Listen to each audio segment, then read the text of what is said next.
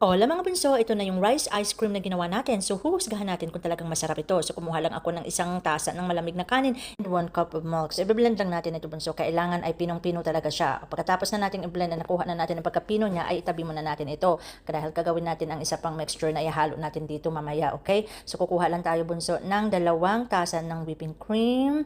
Pagkatapos bunso kumuha ka ng 1 tablespoon ng vanilla para mabango siya ba. And 12 tablespoon of sugar or 3/4 cup of sugar. Tapos i-mix mo lang. Gagamitan mo siya ng hand mixer. Okay, kung wala kang hand mixer, mano-mano mo lang, gamitan mo ng batero o kaya naman ay tinidor. O siya bunso, pag nakuha mo na yung consistency na parang ganyan, ilagay mo na siya sa iyong palanggana. Ayan bunso. Tapos ilagay mo na sa iyong freezer. O i-check na bunso after 2 hours, 3 hours.